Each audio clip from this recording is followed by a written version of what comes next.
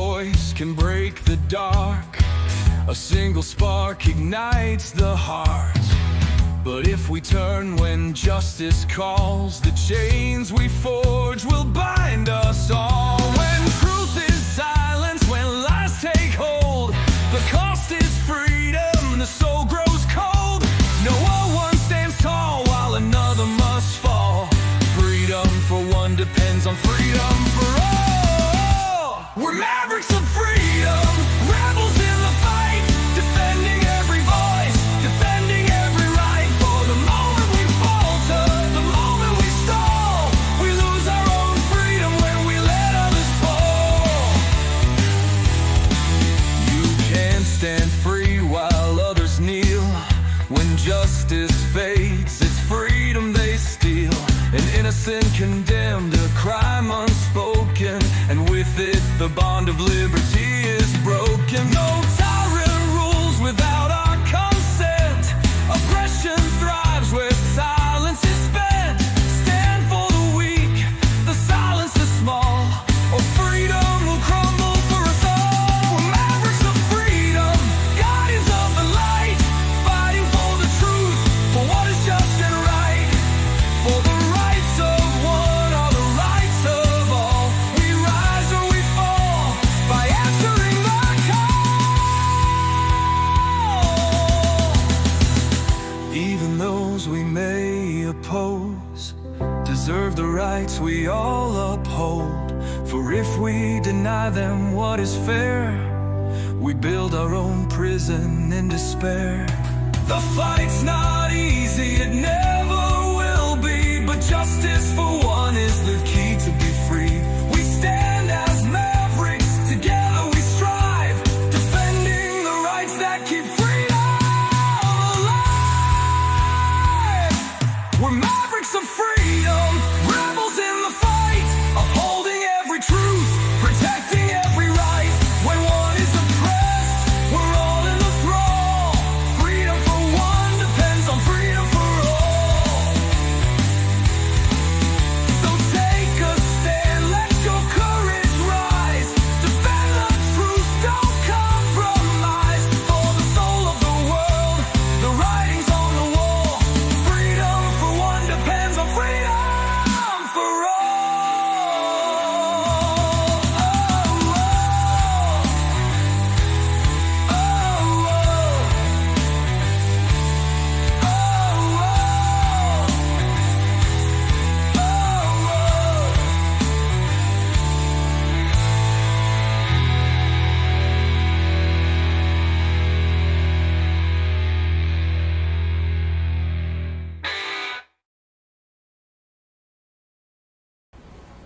Hello, Mavericks. Hello, new viewers. One heck of a hockey game overnight.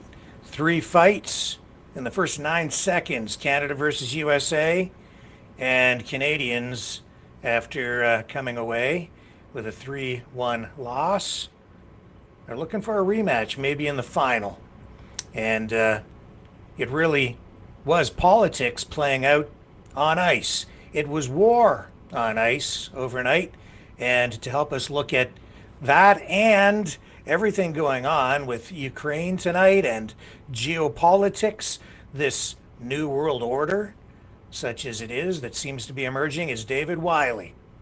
And as the song, that anthem we just heard, says, freedom depends, well, freedom for one depends on freedom for all.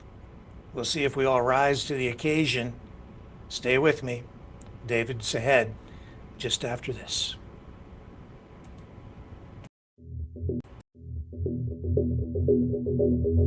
Greetings, Mavericks and new viewers.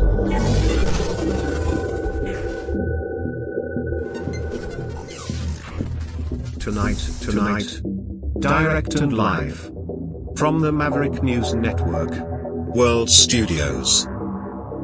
This is Maverick News with Rick Walker.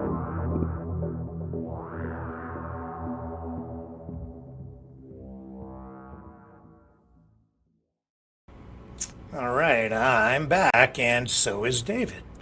Hello, and welcome back, sir. Thank you for having me back on the show. Oh, it's Our privilege, thank you. We need you tonight, my American friend. Maybe we can promote peace after what really was a war on ice overnight with that hockey game, Canada versus USA.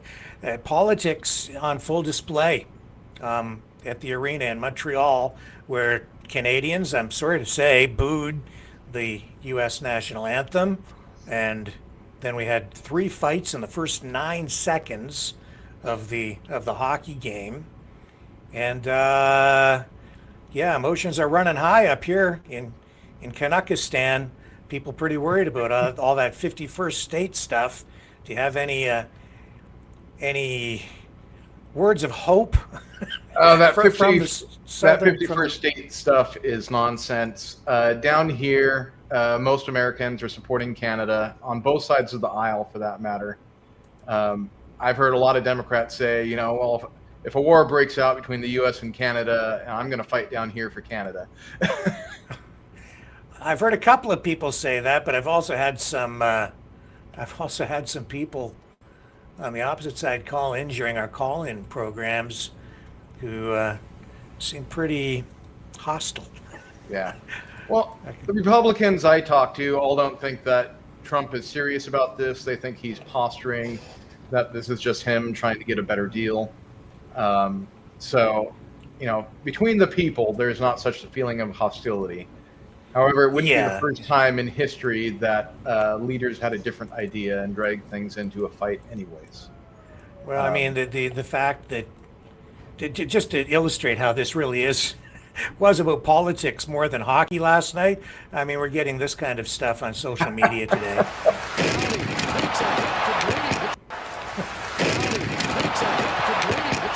Yeah, I feel that meme.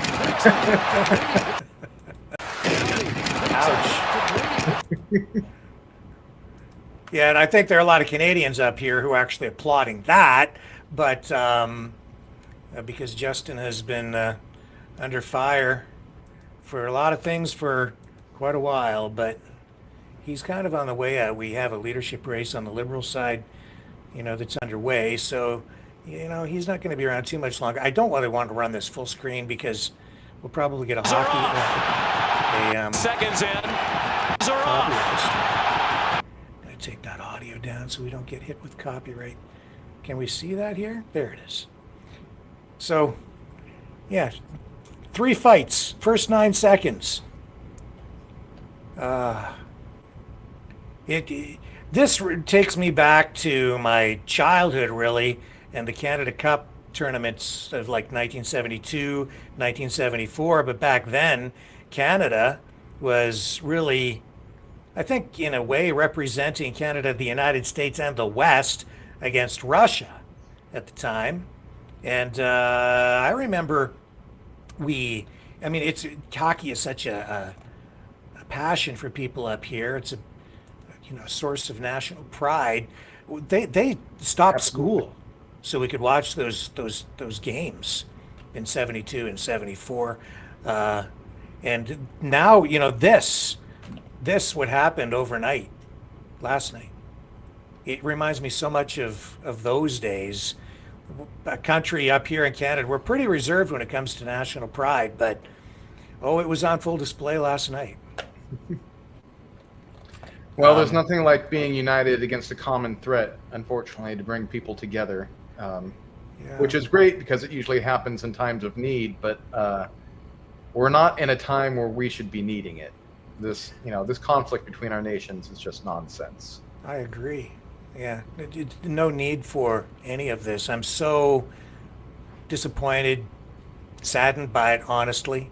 It just defies logic, but here it is. And I think it all goes back to one guy, Mr. Trump, and, an ideology that he has latched on to that is too aggressive. We'll say that. And that kind of brings us to the more important, I don't know, maybe... I don't know what's more important than a hockey game, but we've had a lot go on with this situation in Ukraine. We've got the Munich Security Conference. There's an emergency meeting of EU leaders. So much to talk about. So where would you like to start tonight, David? Help us make sense of all this. Oh, the first, probably best place to start is the talk between Trump and Putin, and then a separate call between Trump and Zelensky. Right? And part of what's going on here is he is sidelining Europe, right? He's talked with Putin, he talked with Zelensky. Who didn't he talk to? All the other leaders in Europe. It's not bringing them into this, right? And we're hearing a lot of this at the NATO conference, at the EU conference. They recognize they're being left out. This is a big deal to them, right? Because this is war right on their doorstep. The European nations have put more money into supporting Ukraine than the U.S. has. I saw that today. The new figures out that show the United States is not the leading supporter of Ukraine. A lot of Americans think that, but since day one, we have not been when it comes to dollars. We've been the number one military supporter, giving them our old military equipment. But then what happens, and a lot of people are under this misconception that we're sending bags of cash and that the Ukrainians are shooting dollar bills at the Russians. But no, they're getting mostly old military equipment, sometimes new prototype stuff that we're trying out. And then Congress sends the money to, the military industry, and they make new stuff for the U.S. So we're actually getting modernization. In a lot of cases, this is actually saving American taxpayers money. When you're talking about ammunition, missiles and stuff, across the entire lifespan of a munition, 20, 40 years, the most expensive part, where most of the expense is in dismantling it, right? Because that is hazardous duty. You have to be very careful with it versus just letting it sit somewhere in a storage facility. That's actually not so expensive relatively. And so the cost of transport in relation to, the cost of dismantling hazardous materials is a small fraction. A friend of mine called it explosive decommissioning, right? We're getting a big discount on decommissioning of old ordnance and then replacing it with new ordnance that, again, has a 20, 40-year lifespan. So for the American taxpayer, this is, they're actually sneaking in a lot of stuff for Americans here, which, Congress loves to do. It's not that there's no pork going on. They've been funneling a lot of money to their home districts and not as much as people think to Ukraine. Now, Ukraine's getting the support they really need, which is the military equipment. Europe has not invested in military the way the U.S. has. So we are in a position to help that, where Europe can meet the humanitarian needs, some of the civil needs, but only the United States can give Ukraine the military material support that they need to, to keep going and to win. I want to be careful with win, because so far, the Biden administration before this, they were very incremental and never gave Ukraine enough to win. If they had the amount of support on the first day of the invasion that they had at the end of the Biden presidency, Ukraine probably would have won this war in the first 3 months. But they did not get that level of support from the U.S. So, slowly bringing in things like F-16s, and more artillery and stuff. We've just kind of trickled it in, kind of kept Ukraine alive and in the fight, but not enough to win. And what we really need is a big one-time surge. Now, as American, I know Republicans and even myself were very conscious of the expenditure, but we could easily tell Europe, look, we're going to stop subsidizing your expense. We're going to send that military equipment to Europe, to Ukraine, and then, you're on your own. Start gearing up and protecting yourselves. That's an option. That's the long-term option that gets us out of paying this. And with Russia beaten, there would be no more need for most of that. We could focus on the threat from China. Because make no mistake, China is pushing Russia into more and more conflict so that we are distracted and too busy when China launches its war of aggression that it's already planning on. Yeah, so today, Zelensky was on Meet the Press, this coming at the tail end of the Munich Security Conference, and he issued a kind of a warning saying that they have intelligence to indicate Russia is gearing up for an attack on a NATO country. Here's the clip. It was really under conspiracy. So he conducted military training exercises on the territory of Belarus. He said that these are exercises that are always ongoing on Belarus territory, that they are a allied states with Belarus and that they do regular business, but he started the invasion, and the missiles in the first night flew from the Belarus, and the invasion came from Belarus. We know for sure that he is preparing steps on the territory of Belarus this year. It can happen in summer, maybe in the beginning, maybe in the end of summer. I do not know when he prepares it, but it will happen. And at that moment, knowing that he did not succeed in occupying us, we do not know where he will go. There are risks that this can be Poland and Lithuania, because we believe that Putin will wage war against NATO. That is why I told you that. What is he waiting for? For a weakening of NATO by, for instance, policy of the United States of America. For example, that the United States of America will think to take its military from Europe. Yes, Putin thinks of that, but I will believe that the United States will not take its forces, its contingents from Europe, because that will severely weaken NATO on the European continent. Putin definitely counts on that. And the fact that we receive information that he will think of the invasion against former Soviet republics, and forgive me, but today these are NATO countries. Just to be very clear, you are saying you have actual intelligence that President Putin is planning to attack NATO countries. No, we have intelligence. We have documents that they are preparing trained mission of a big number of soldiers on the territory of Belarus, and we just sharing that there is a high risk that he can do the same, maybe not, God bless not, and maybe before it, President Trump and the allies will stop him. Yes, but anyway, I think that we have to prepare, yes, to prevent it, not to have such surprises that he will come back like it was 3 years ago with invasion to Ukraine. That is my point of view. Not my point of view, that is our intelligence understanding. And okay, so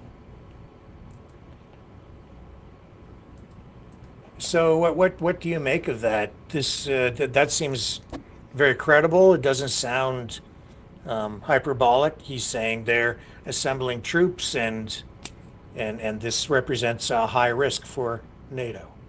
Yeah, no, absolutely. This is exactly how Putin's invasion into Ukraine started, right? He put 250,000 troops on the border, called it training exercises, and it's absolutely a lie that we're going to invade Ukraine. This is just training exercise, and afterwards we're going to go home. And they didn't. They invaded. And look, Putin has thrown 1 million soldiers away in Ukraine. He isn't really training them, right? He just sticks a weapon in her hand and pushes them to the front line. He doesn't care about training. This isn't really a training exercise. This is staging troops with an excuse. What's it for? Good question. I think NATO's resolve is still hopefully pretty good. At least on the European side, but he's testing it. Putin is the type of guy, he's going to take whatever he thinks he can take. He isn't a businessman. He isn't about democracy or trade or any of that. He's a former KGB officer, and he lives by force. So he will take whatever he thinks he can take. He sees negotiations as a sign of weakness. That's how he interprets it. and we really need a show of strength from the West in order to deter him.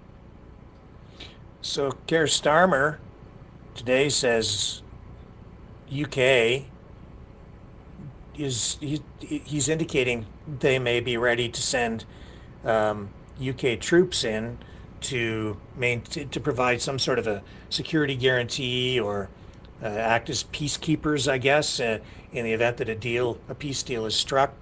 Does that indicate that there's real resolve among NATO countries? Because with right now, from that speech that we had from J.D. Vance at the security conference, it seems like the United States is taking a major step back. Putin isn't going to see any words from politicians as resolve. The only thing he'll pay attention to is action. So until there are actual British troops on the ground somewhere, even though I believe the British are serious about it, it won't act as deterrence until Putin sees action. When we have NATO F-16s flying a joint border, shooting any missiles or drones that come close, then he'll take them serious, right? Mm-hmm. But we're not doing that. Even up till now, NATO has allowed drones and missiles to go through NATO airspace to hit Ukraine, right? So without, NATO could shoot it down, but we're saying, oh, we don't want to get involved. And again, Putin just sees that as weakness. Yeah, and then it's, speaking of drones flying through NATO airspace, I'm just going to backtrack on this interview with Zelensky, but here he is responding to a question about this drone strike, a Russian drone hitting the Chernobyl nuclear plant. Let's just pick this up and listen to what he has to say about this. Hang on. Here we go. Crisis that he will come back like it was 3 years ago with invasion to Ukraine. That is my point of view. Not my point of view. That is our intelligence understanding. And there are obviously these reports that a drone attacked Chernobyl overnight, the nuclear plant in Kyiv. What does that mean? What does that tell you about how complicated any peace process may be? No, it's for him. He is always increasing. Before he's doing some symbolic for him things. So you have the Munich Security Conference, especially this day, beginning of the conference. He's trying to show that for him it doesn't matter.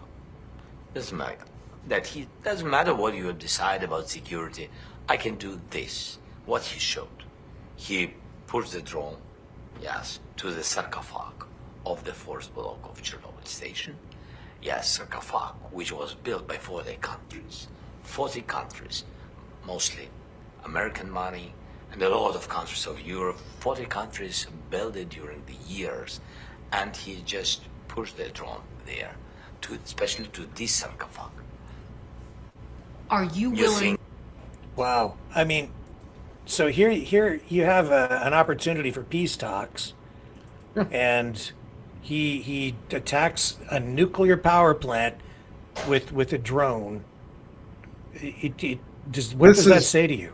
I mean, this is no longer a power plant. This is a containment facility, right? Right. Chernobyl had a meltdown, and there are, I think, thousands of tons of radioactive material, nuclear material, stored inside this sarcophagus. Yes. And this is his gesture. He doesn't want to appear weak by negotiating with Trump. So this is his symbolic gesture. Look, I'm not afraid. I'm not afraid to hit this plant, this facility, which is on the border of Belarus and Russia inside Ukraine. I can poison, all of Eastern Europe, and I'll even hit my own people too, because I don't care. I'm a tough guy. I'm going to take it. Right? This is not a military target. This is not even a civilian target. This is pure theater, a show of strength to his own people and the other, oligarchs inside Russia, a show of strength. And a show of intent that he's going to use these negotiations but still keep moving forward aggressively. And if that facility had been breached with this explosion, a lot of innocent civilians would die from Oh, yeah. radiation poisoning. Absolutely. And not just on the Ukrainian side. It would have affected the populations of Russia and Belarus. He's showing his utter disdain for all human life. Unbelievable. So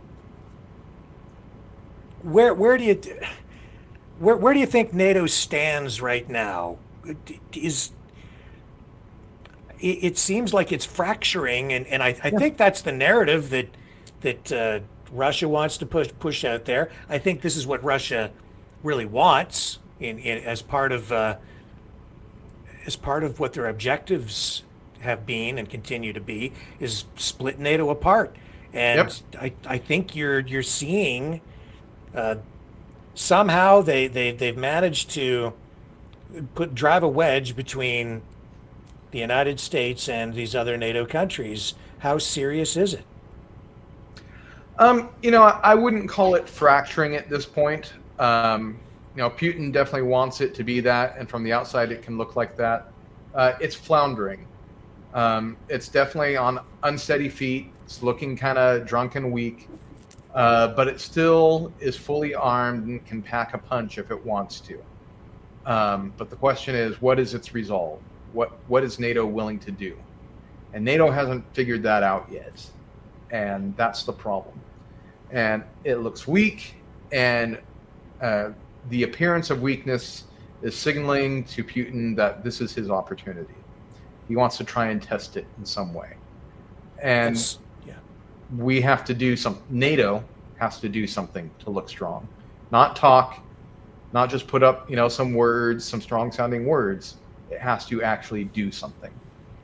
So is that being tested in some way with these talks that are now coming up? And I guess they're confirmed in Saudi Arabia, but you're only going to have representatives from the United States and Russia there. Ukraine's not invited.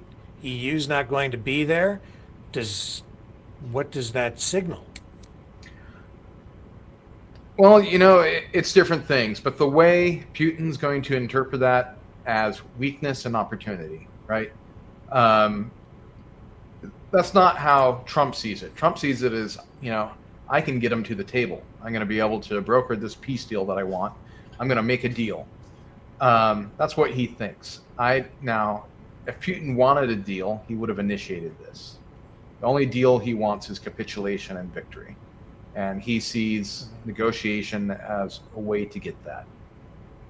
We need the Trump back from, 2018, where when Putin pushed him in Syria, he wiped out his mercenaries, right? That is what Putin respected. Like, okay, you laid waste to 200 mercenaries. I can see that you're a tough guy. I'm not going to poke you again.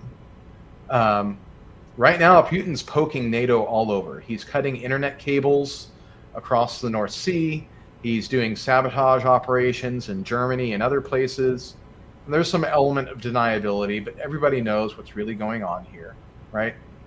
He's interfering in elections all over the place. I'm not going to get into U.S. politics, but it's obvious he's interfered in elections in Romania, that he's tried to interfere in Germany and other places.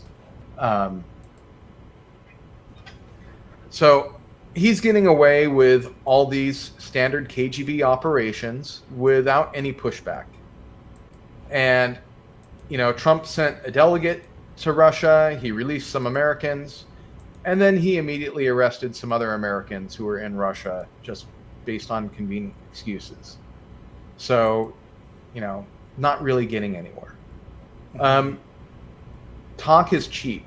The only thing Putin's going to respect is force. It's the way he is. He's old school KGB. People want to say this isn't the Cold War, but for Putin, it still is. He never gave up on it. There's no sign that he ever quit being anything other than what he was, a KGB officer who runs Russia like a KGB officer.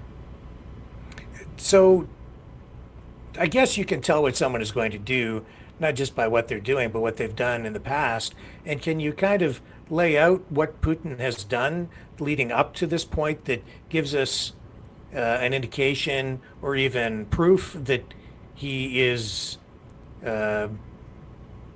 focused on he's focused on expanding the footprint of Russia? Absolutely. So let's just, he's been doing this for decades. This plan to conquer Ukraine has been moving for decades. But in 2022, he committed himself to it. That was where it was kind of, is it go time, or am I going to hold off on this? And he decided to go, put 250,000 troops on the border and invaded, and we know that story. But what's going on now? He's had 3 years of a disastrous war. 3 years to take Kyiv has been turned into 3 years to not get anywhere close to it. With close to 1 million Russian lives lost and millions other fleeing the country. And all of this is nothing to him. He's showing total disregard for the lives of his people, making it worse. He's not preparing for peace. He has fully retooled the Russian economy into a wartime economy. He's not preparing to make a peace deal. He's preparing to continue moving forward even further with war, even though he's running out of everything to do it with. And even if he cut a peace deal with Trump, even if this ended tomorrow, he's not in a place where he's ready to pivot to a peacetime economy.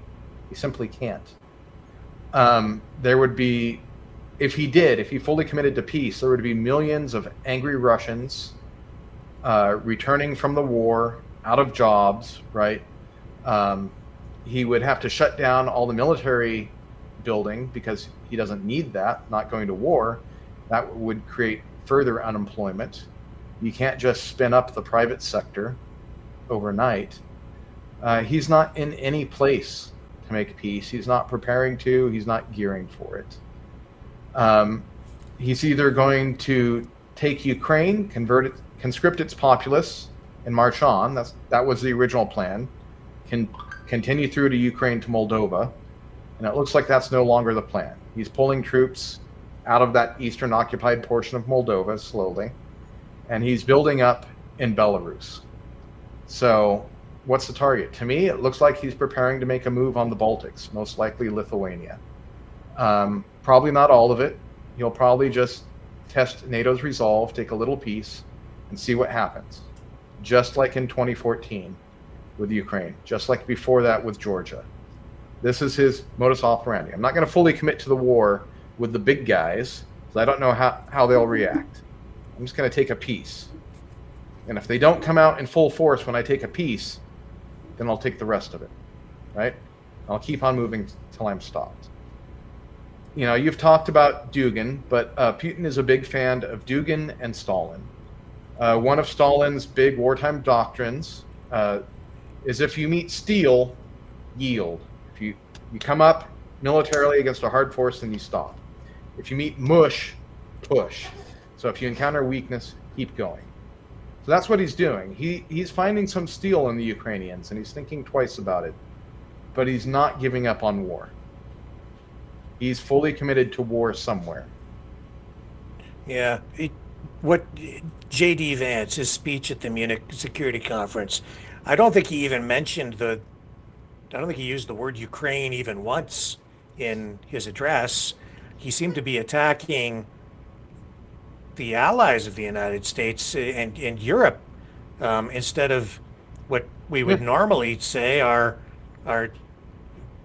adversaries of the West, Russia, but not so with this speech. I believe here he's going to talk about also criticizing Europe for not honoring elections, which I think there's some question about the integrity of. But let me also ask you, how will you even begin to think through the kinds of budgeting questions if we don't know what it is that we're defending in the first place? I've heard a lot already in my conversations, and I've had many, many great conversations with many people gathered here in this room. I've heard a lot about what you need to defend yourselves from, and of course that's important. But what has seemed a little bit less clear to me and certainly I think to many of the citizens of Europe, is what exactly it is that you're defending yourselves for. What is the positive vision that animates this shared security compact that we all believe is so important?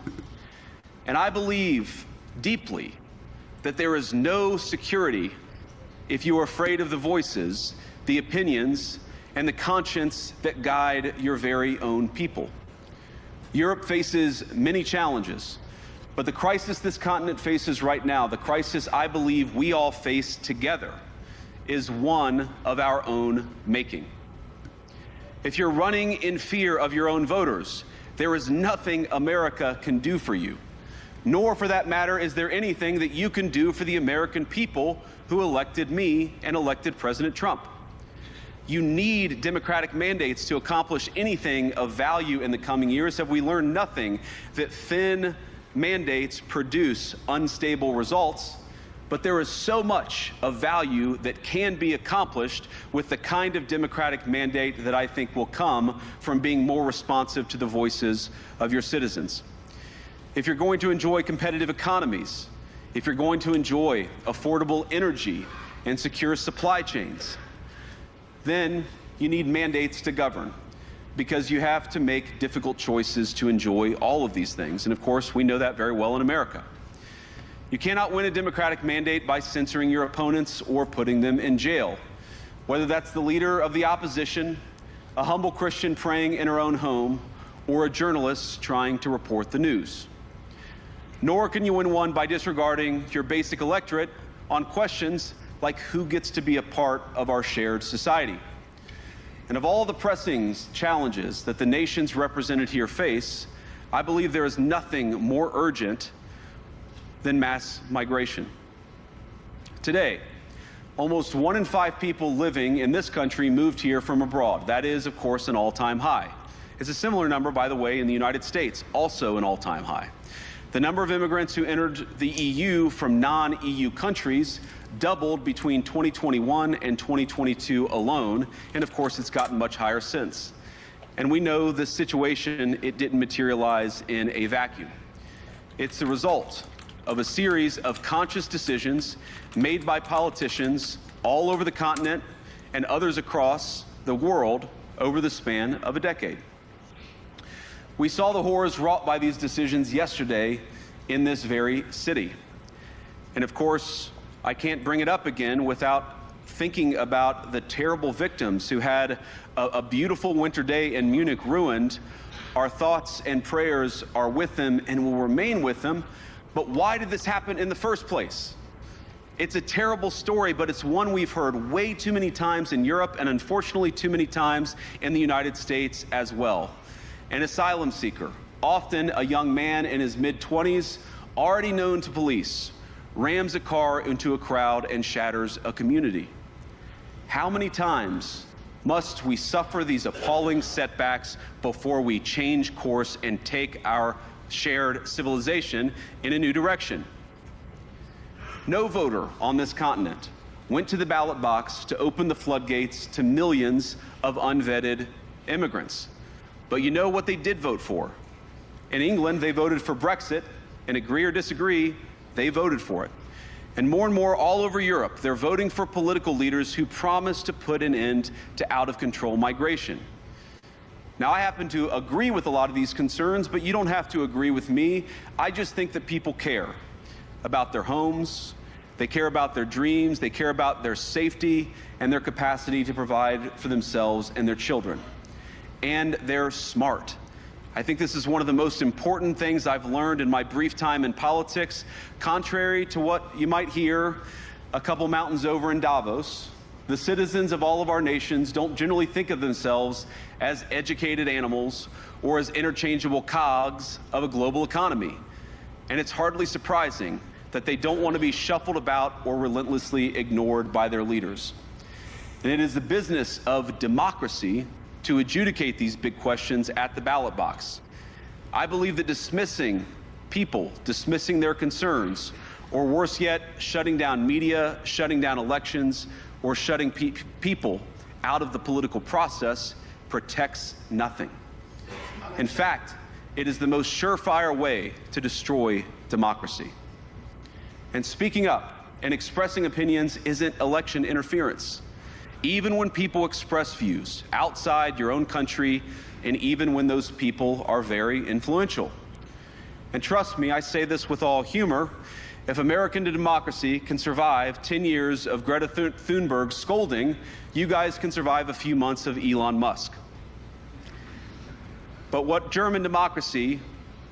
no democracy, American, German, or European, will survive is telling millions of voters that their thoughts and concerns, their aspirations, their pleas for relief are invalid or unworthy of even being considered. Democracy rests on the sacred principle that the voice of the people matters. There's no room for firewalls.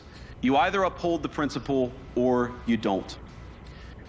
Europeans, the people, have a voice. European leaders have a choice. And my strong belief is that we do not need to be afraid of the future. You can embrace what your people tell you, even when it's surprising, even when you don't agree. And if you do so, you can face the future with certainty and with confidence, knowing that the nation stands behind each of you. And that, to me, is the great magic of democracy. It's not in these stone buildings or beautiful hotels. It's not even in the great institutions that we have built together as a shared society. To believe in democracy is to understand that each of our citizens has wisdom and has a voice. And if we refuse to listen to that voice, even our most successful fights will secure very little. As Pope John Paul II, in my view, one of the most extraordinary champions of democracy on this continent or any other, once said, "Do not be afraid." We shouldn't be afraid of our people, even when they express views that disagree with their leadership. Thank you all. And what he's referring to is the decision to overturn that election in Romania. And I don't agree with him. And that will surprise some people because I'm very much about free speech. But the problem I think we're running into here, and I was touching on it last night, you can't have a serious discussion about free speech unless you actually include a discussion about the limits of speech. Absolutely. And what we have online, in my view, and I'm very interested in your take on what he has been talking about here. My view is what's going on online, especially on X or Twitter, is it's become a cesspool where it's not about free speech. It's about misinformation. It's about outright fabrications, images, complete fabrications using artificial intelligence to manipulate people's perceptions of reality. Yeah, absolutely. That's not free speech. This is propaganda. It is foreign governments flooding the zone to influence the political process to manipulate people, not inform. And there's a big difference. There's a huge difference. I mean, please share your thoughts. What we're seeing on Twitter and X and other social networks, really, they're all over out there. We see these troll farms and bots, and they all share the same message, often within milliseconds of each other. They're just bombarding it all over the place. And it's state-run propaganda. That isn't free speech. Free speech is not that a foreign government gets to insert its message and overrun the people of a country. That isn't free speech. That's what we're seeing happen a lot. And that's why a lot of these countries want to put up walls, is protect the speech and opinions of their own people. And it's ironic because he wants to put up walls to barriers of movement of real people into the country, but he wants to allow these fake opinions from non-people online to be given equal weight to the citizens of a country, right? Yeah. A lot of that message, it was really kind of crazy and all over the place, but we were not the audience for that. J.D. Vance, his entire political career up until running for vice president, was sponsored by a German businessman. He is deep in the pockets of Peter Thiel.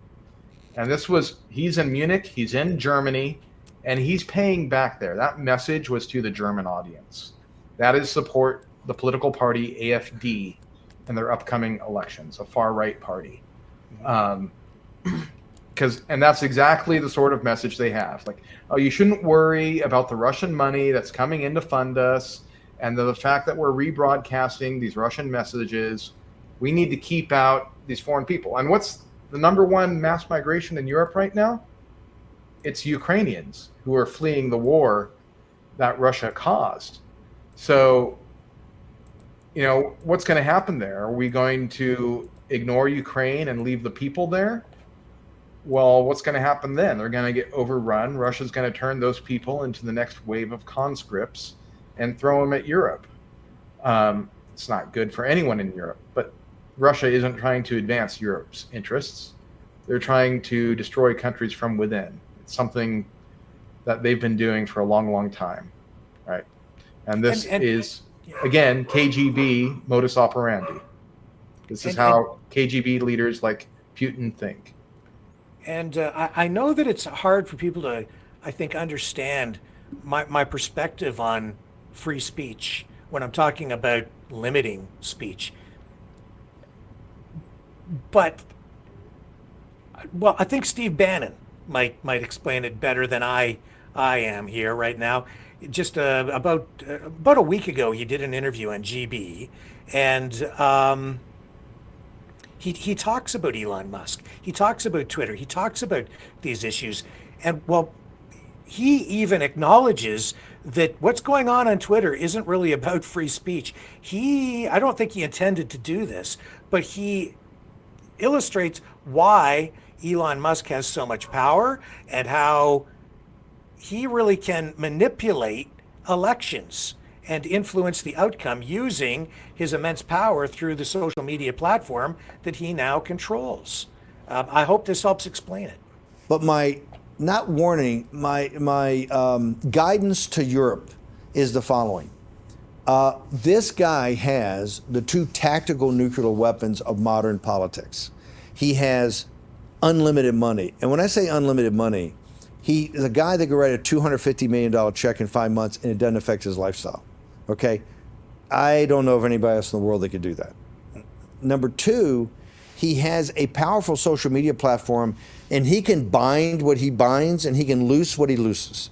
He can put you up and make you a rock star, or he can bury you in the basement, because he's not a free speech absolutist at all. He can bury you in the basement and never to be seen again. There's not a centrist or center-left government in all the continent that could withstand the onslaught of an Elon Musk that backed a populist party. And I think you're going to see, we're going to have a first test with Alternative for Deutschland. I think you're going to see it, but the people in the United Kingdom and people in the continent ought to know that I believe this guy's going to be in your life and you're going to have to deal with it. Now here, we're having a big fight with him about this. It's not just about H-1B visas. So, yeah, I mean, he's saying it right there. Elon Musk is going to meddle in these elections in other countries that he does not belong to. He has no direct stake. He's not a citizen. This is foreign influence, and he's saying can't do anything about it. He's got this social media platform. He's got the money, and he's going to flood the zone with all this propaganda, all this information. He's gonna back this party, or whatever party he chooses in whatever country he chooses. Does that seem right? That is the very definition of foreign infiltration, foreign influence, and that's propaganda, wrong. And that's state propaganda. That isn't free speech. Free speech is when you, me, your listeners, real people can say what they want without, state repercussion. Free speech is not when a government puts up, troll farms and bot factories and floods a platform with its approved message in order to drown out everybody else.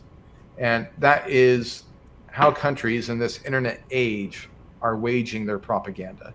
And it's not just Elon Musk. right?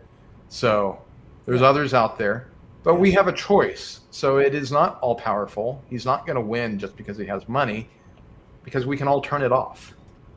Twitter right now is losing millions of users a week.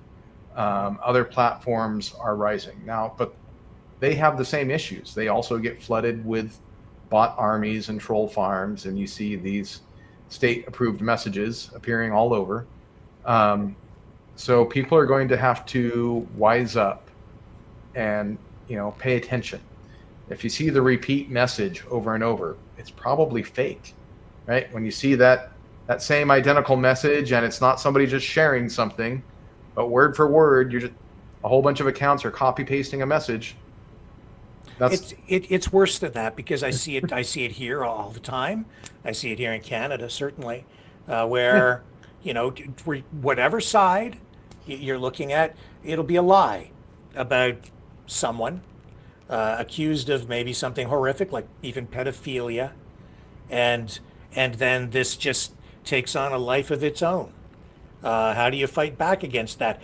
If it's just a lie and it's perpetuated out there, amplified, shared and shared and shared, and it isn't even just about the money, it's about the techniques that are used, where you convince people that it's true, so they share it and it goes viral, and they use sophisticated psychological techniques, and they insert it in a way so that it looks very legitimate, and then it gets picked up by people, and the next thing you know, the lie has gone all the way through the internet before the truth has a chance to have a first click.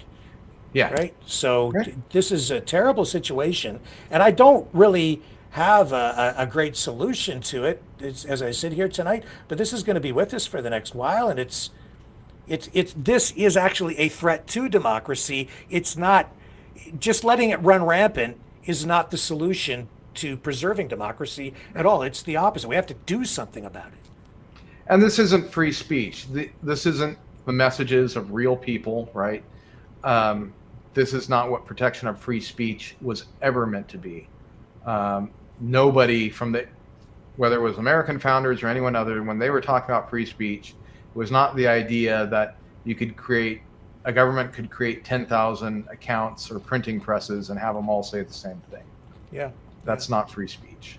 It isn't free speech, and because I believe in free speech, I see that we need to address this. Yeah, we do. Yeah. I don't have easy answers. This is a serious threat. The modern age of internet media is something new for us all. And these threats to free speech are also new to us all.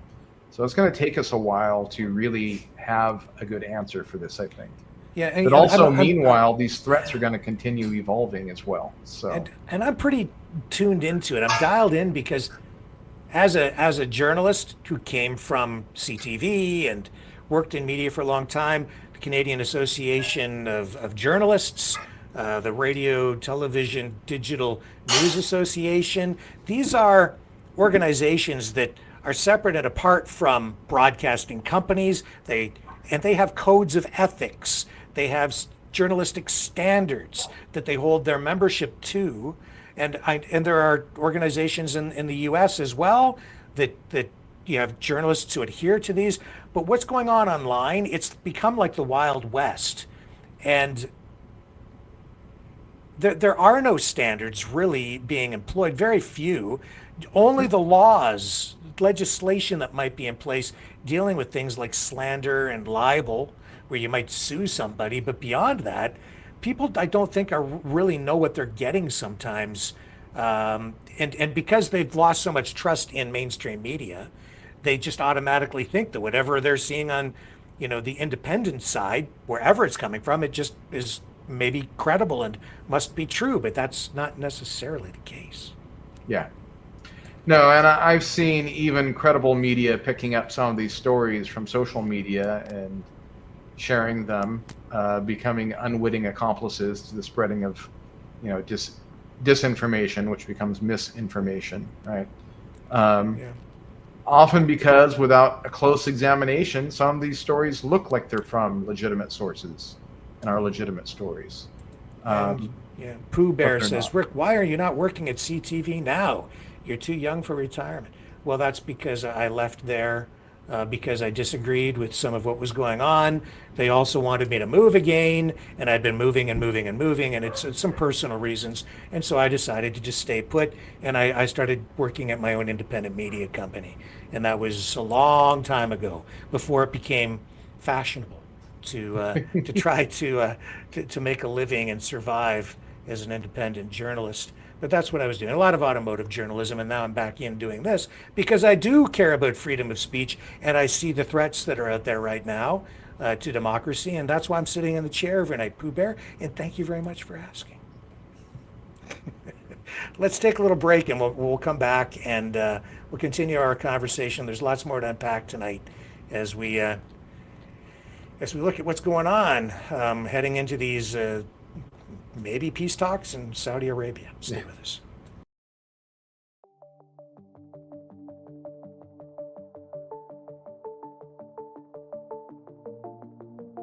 Greetings, brave Mavericks. Our quest for truth continues. We go beyond fake news. Together we expose propaganda. Together we pull others out of rabbit holes. We are maverick thinkers. We are all unique individuals, defenders of individual rights and freedoms, credible, trusted, grounded in reality. Maverick News, defending free speech, Donate at freedomreporters.com. Do it now. Tomorrow may be too late. Maverick News. The world is watching.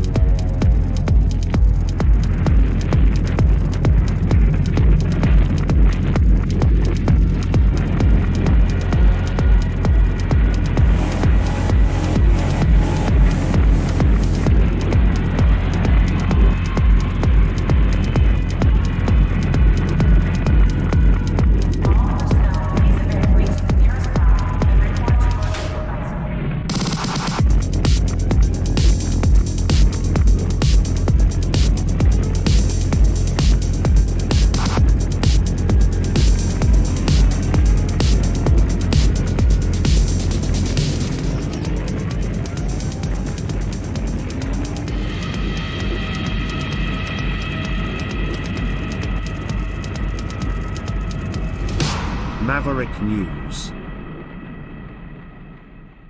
The world is watching.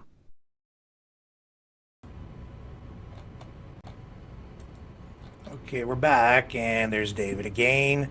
And I think General Kellogg, is going to be involved in these talks in Saudi Arabia. I have a little clip from him queued up here, too. I hope I have it in the right place. And this was Kellogg speaking at the Munich Security Conference. And here he is. In the UK, back 3 years ago, presented the global community because of our shared intelligence capability with the fact that many in Europe said... Self-employed in Canada? I didn't have it queued properly. I apologize for that. So again, you know, do you think that... I apologize, I'm a little discombobulated there because I got confused with where my clips were. Where do you think that that's going to go? Is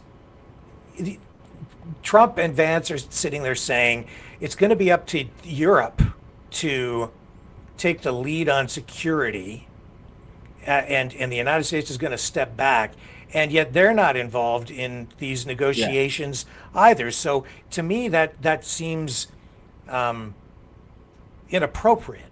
You can't expect someone to be responsible for a deal that you make, that they have no input? Yeah. No, it's frightening. It reminds me of Neville Chamberlain in the 1930s going and making a direct deal with Adolf Hitler, cutting out all the other European powers and giving away part of another country, and saying, oh, peace in our time. Now, I hope it's not that. That's not who Trump was in his first term, but that is a lot of the people he's surrounding himself with in his second term. Mm-hmm. We will see what prevails. And just because we're going into this without others, he is getting Putin to the table. So, it's fair. Let's see what comes out of it. Let's see if he gets some real concessions. But he's not going to get concessions out of Putin without showing some real strength. And that's what I'm concerned is lacking right now. Now, the good news is he's not taking things off the table. At no point has Trump even proposed or suggested that we will stop arming Ukraine. He has not, proposed or suggested that we're going to end sanctions or that we're going to allow the price of oil to come back up. These are all things that Russia really needs for a victory in Ukraine. But we're also not, where's the stick, right? You want to approach something with both a carrot and a stick. The carrot should be, hey, there's going to be peace deal, there's going to be prosperity, things are going to be good. But there really needs to be a stick going into this negotiation, and we haven't seen it. So what if Putin decides to continue to be militant, decides to continue to go on with the war? What if he decides he's going to take a piece out of a NATO country? What are we going to do? Are we going to stick up? Are we going to fight back? Are we just going to roll over and take it and invite him to take some more? Which, by the way, China's watching. It gets worse if we let Russia continue getting away with this. It will get worse and worse for all of us here in the West. So it's really in our best interest. I don't want war, but the way you stop these warmongers like Putin, these people who want to invade other countries, the way to stop them is a show of strength. They will attack if they see weakness. If they see strength, if they see that they're going to get beaten, then they won't. And maybe over time they can be steered from it. But they're not there right now. They see that aggression is allowed.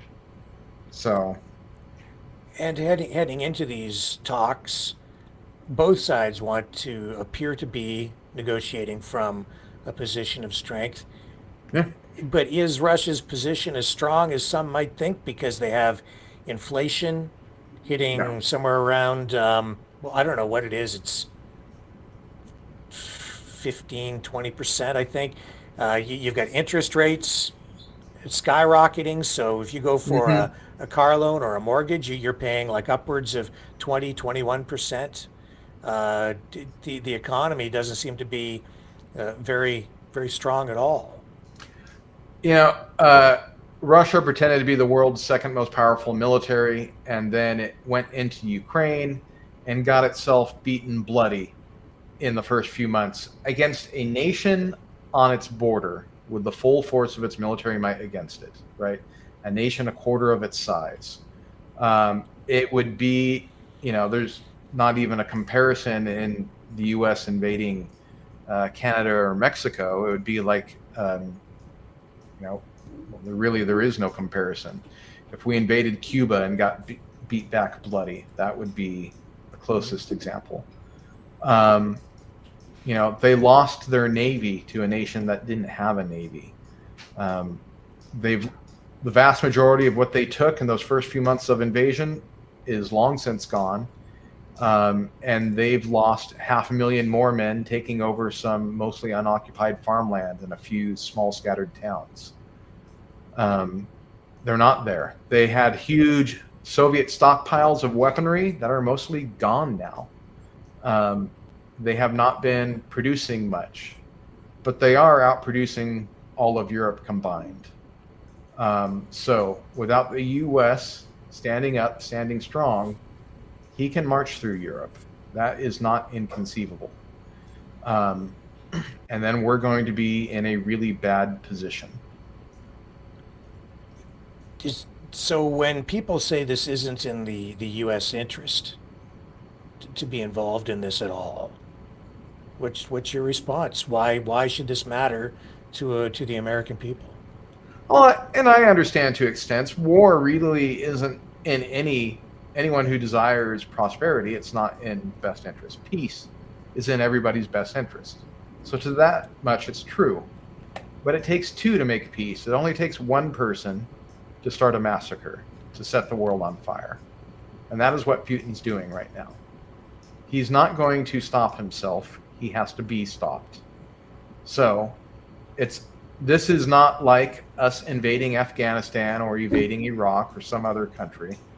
This is, more like Adolf Hitler in the lead up to World War II, taking a piece of Czechoslovakia, taking the rest of it, getting ready to invade Poland, and setting the whole world on fire.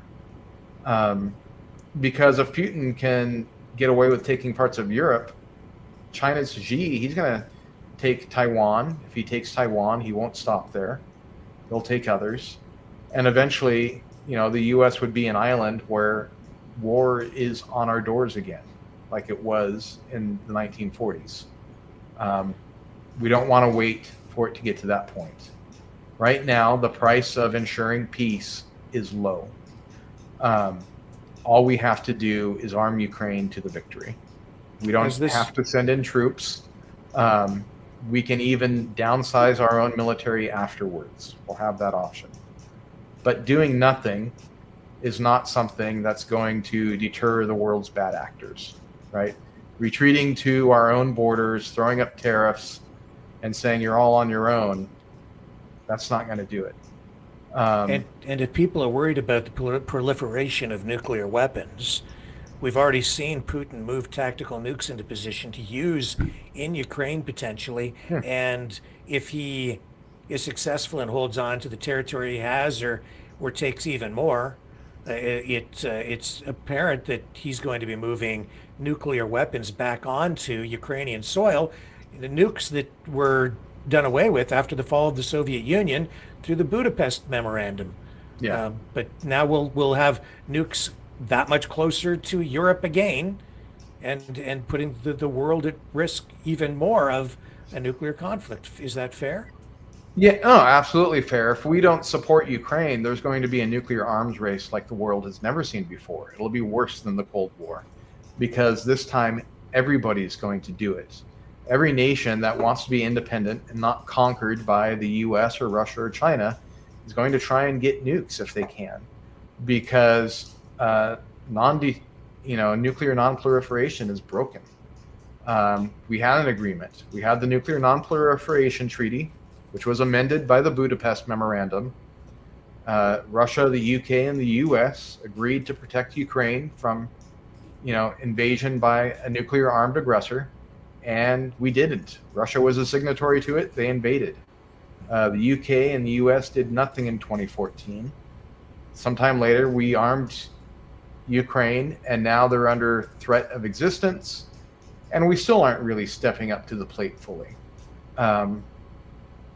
So are we going to stop this, or are we going to send the message that every madman, dictator, and little country should get their own nukes to lob in the next war? That's not a good recipe for the future of humanity. Well, I think not having Ukraine at the table and Saudi Arabia is a mistake. It's an insult. It's an indication that some people don't view smaller countries as even being relevant or maybe even existing, which I'm kind of getting that vibe up here in Kazakhstan too. But tomorrow they're having this emergency meeting of EU nations convened by Emmanuel Macron. Is this a wake-up call for Europe? Yeah, absolutely. Most of Europe is realizing, look, the U.S. isn't going to ride to your rescue. They're kind of hanging you out to dry. If you want your freedom and independence, you're going to have to fight for it yourselves. If you like trade and prosperity, the U.S. may not be a good trade partner anymore. But it seems like Canada might be ready to open up to increase trade with Europe. So, good for Canada, good for Europe, and it's us Americans down here who are going to lose out, not realizing how good we have it with global trade. I agree. I think that what Trump is doing on the trade front is a huge mistake. He is underestimating the strength that all of these smaller countries have together. When you're looking at Canada and Mexico combined, you're looking at, 30%, 40% of all of the goods that come into the United States. With these tariffs, Americans will end up paying much more. This will disrupt supply chains. You add in other countries. I mean, I understand the argument that people are saying, don't say anything negative about Trump. Just say nice things, because if we don't, they could crush us economically. Well, maybe not so fast.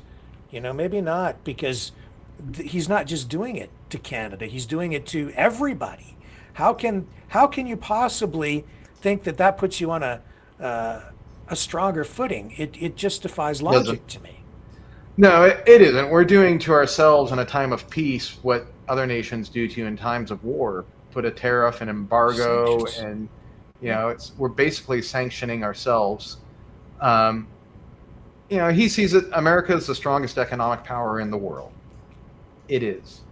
But we got there. We are the strongest economic power because of our relatively open free trade. Why isn't it Canada? Well, Canada, you guys taxed yourselves from province to province, shipping things over your own internal border. Looks like you're going to finally have a serious discussion about ending that and opening things up. And you're going to flourish up there if you do that. And if you increase trade with Europe, there are a lot of little countries in the world that punch well above their weight economically. Singapore is pretty much just a city, but it's an economic powerhouse in its region. You don't have to be huge. Russia is the biggest nation in the world, and economically, it used to have an economy comparable to Italy's, but now it's below that. It's shrunk.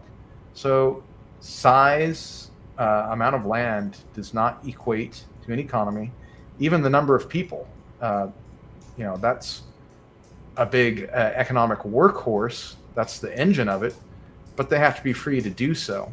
And governments, if they're restricting people from engaging in economic activity or inhibiting it with tariffs, restrict that. Yeah, we'll see. The U.S. is really hurting itself, even with talks of these tariffs. For the most part, they haven't been implemented. But even the possibility that they can, we're seeing business shift away from the U.S. to other places, increasing prices, because if there's a tariff, the way that they outdo their American competitors is to have the most stock saved up before the tariff takes place and then sell at the beforehand rate for as long as possible. So that still is hurting us right now economically. And we're seeing Americans down here are seeing a lot of grocery prices go up. I just had to explain to people why the prices of eggs are going up on the West Coast. It's like, well, in the Northeast states, they buy a lot of eggs from Canada.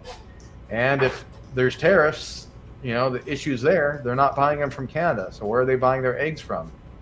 They're buying the eggs that you used to buy from the western parts of the U.S. So your prices go up. Yeah. Are there? We're kind of getting down to the bottom of the hour here. Do you? Are there other subjects, or was there anything else you wanted to focus on tonight? Yeah, I kind of want to talk about what appears to be the Trump doctrine of foreign policy. He's really kind of defining an era of foreign policy where we don't have allies and we don't have enemies. We just have deals, right? So he's kind of treating everybody the same, and that's why all these countries that we Americans consider allies, that see themselves as our allies, are upset. And those who are our enemies are saying, hey, this is great. These guys are being chumps. We're going to take advantage of them. That may or may not be true. We're still in the early days here. But Trump needs to come out strong here. We need to see something soon in the next month. It's okay to bring Putin to the table in Saudi Arabia, but no deals without other countries involved. Ukraine's got to be there. Other European countries have to be there because they're going to decide themselves if they're ending their sanctions and ending their support for Ukraine and what happens. This is really a big deal. Hey, even invite China if it keeps them from going to war to say, look, if you invade Taiwan, you can be in the same situation yourself years later, making a painful price to get peace back. And it needs to be painful. No country should see it be rewarding to invade and massacre the people of another country. We need to keep that in the ugly past of human history. There needs to be a high price for anyone who starts wars. Even the U.S., we've started wars we shouldn't,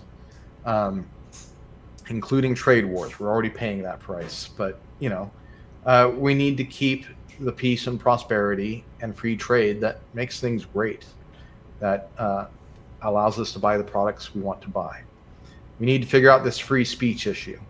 How can you and I have free speech when the internet is being flooded by fake state actors, by bots and troll farms and others who aren't speaking their opinion? They're speaking a foreign state's opinion, or some wealthy CEO who's bought his company is now just flooding everything. Yeah. Or lying we need to keep it free for real people. To smear and damage reputations, which is not fair. If it's a lie, a malicious lie. But yeah, please continue. Oh yeah, I'm poking in the chat here. I like the chat. People have all kinds of opinions. Some not very favorable of you or me, but that's real free speech, right? Mm-hmm. We're not seeing it spammed with fake engagement over and over. No Russian bots detected. No troll farm engaged here. Real people, real opinions. And that's what we need to keep it free for. Yeah. And you can't accuse me, folks, my friends in the chat, of not embracing free speech, because we have people with a wide range of opinions on the program. We absolutely do. So that's just a fact. Got to live with that. So David, just give me, I guess, kind of a wrap up here and bring us home.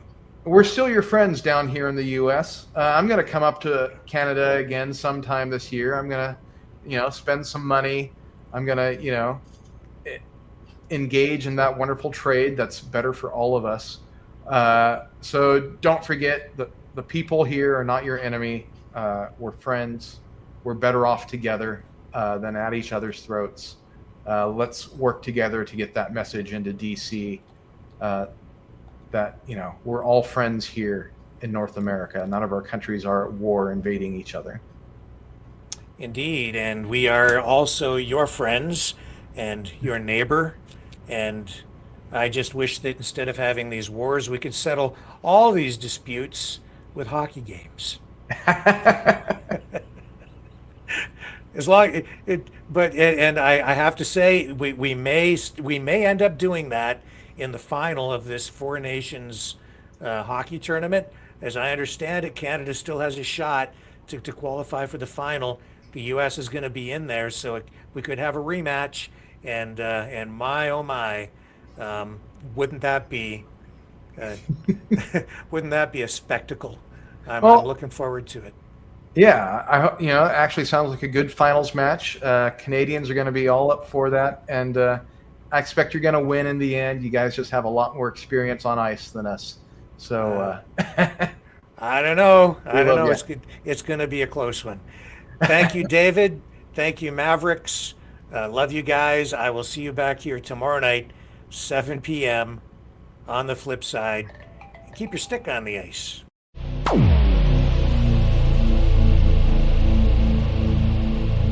This has been a Maverick Multimedia production.